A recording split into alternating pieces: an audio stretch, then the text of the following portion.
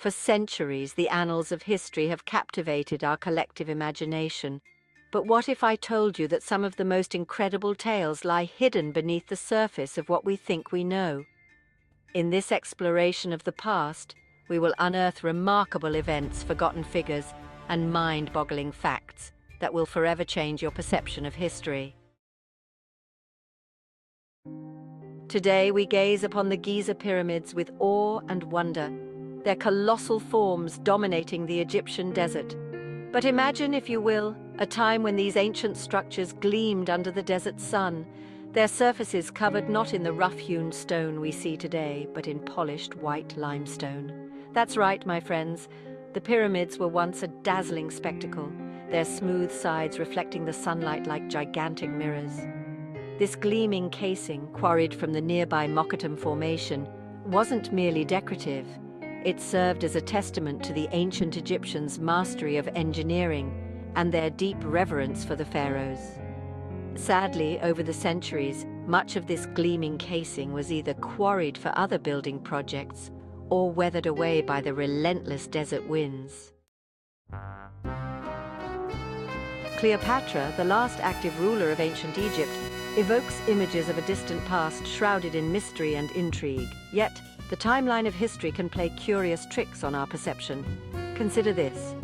Cleopatra VII Philopator, the Cleopatra we know from history books, lived closer in time to the Apollo 11 moon landing than to the construction of the Great Pyramid of Giza. The queen, who captivated the hearts of Julius Caesar and Mark Antony, was further removed from the building of her civilization's most iconic monuments than we are from the day humanity first walked on the moon. This fascinating quirk of chronology underscores the vastness of history and the ebb and flow of civilizations over millennia. History is replete with tales of epic battles and protracted conflicts that spanned generations. But tucked away in the annals of history is a conflict so brief, so astonishingly short-lived, that it boggles the mind: the Anglo-Zanzibar War of 1896. This war, if you can even call it that, lasted a mere 38 minutes, making it the shortest recorded war in human history. The conflict erupted between Great Britain and the Zanzibar Sultanate, a small island nation off the coast of East Africa. At the heart of the matter was a dispute over the rightful heir to the Zanzibari throne. When the pro-British Sultan died, his cousin, Khalid bin Bargash, seized power, much to the displeasure of the British government. An ultimatum was issued, demanding Khalid's surrender. He refused. At precisely 9:00 a.m. on August 27, 1896, the British Royal Navy unleashed a furious, albeit brief, bombardment on the Sultan's palace and harbour defences. In the annals of unusual conflicts, the Great Emu War of 1932 stands out as a particularly bizarre chapter in Australian history. Picture this: Western Australia, vast farmlands stretching as far as the eye can see, and a formidable foe, emus. These large, flightless birds, numbering in the tens of thousands, had developed a taste for the settlers' crops, wreaking havoc on their livelihoods. Desperate for a solution, the Australian government took the unprecedented step of declaring war on the emus. Armed with Lewis machine guns, soldiers were dispatched to combat this feathered menace. What followed was a series of comical and ultimately unsuccessful attempts to control the emu population. Despite a few early victories for the humans, the emus ultimately won the day, their numbers remaining largely undiminished. Long before the digital age, before silicon chips and binary code, a visionary mind foresaw the potential of machines to transcend their mechanical limitations and enter the realm of abstract thought. Her name was Ada Lovelace, and in the mid-19th century, she became the world's first computer programmer. Born into a life of privilege, Ada was the daughter of the renowned poet Lord Byron. But her true passion lay in mathematics and logic. In her early 20s, she became fascinated by the work of Charles Babbage, an inventor who envisioned a mechanical calculating machine called the analytical engine. Her notes and algorithms, published in 1843, laid the groundwork for the future of computing, earning her the title of the Enchantress of Numbers.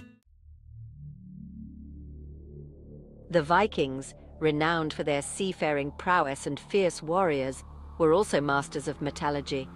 Their swords, renowned for their strength and sharpness, were the stuff of legend. Recent archaeological discoveries and analysis of Viking sagas point to a fascinating possibility. Viking smiths may have incorporated the bones of slain animals into their forging process, not just for practical purposes, but also for their perceived mystical properties. Imagine the scene, a dimly lit forge, the air thick with the scent of charcoal and hot metal. As the smith adds the bone to the forge, he whispers an invocation, calling upon the animal's spirit to infuse the steel with its power. Napoleon Bonaparte, the legendary French military commander and emperor, is renowned for his strategic brilliance and numerous victories on the battlefield. However, even the greatest of generals can fall victim to the unexpected, as Napoleon discovered during a rather unusual encounter with a horde of rabbits. Picture the scene. The year is 1807 and Napoleon, fresh off a string of victories, decides to indulge in a bit of rabbit hunting. A grand hunt is organized, with hundreds of rabbits gathered for the emperor's amusement. But instead of scattering in fear, as expected, the rabbits, perhaps emboldened by their sheer numbers, turn and charge directly at Napoleon and his entourage. In the realm of monarchies, where power is often fleeting and reigns can be cut short by intrigue or revolution, King Louis XV of France stands as a testament to longevity. His reign, spanning an astonishing 72 years and 110 days, remains the longest recorded of any sovereign of a major European country. Ascending to the throne in 1643 at the tender age of 4, Louis inherited a kingdom still reeling from religious and political turmoil. Yet over the course of his lifetime, he would transform France into a cultural and military powerhouse, earning himself the moniker the Sun King.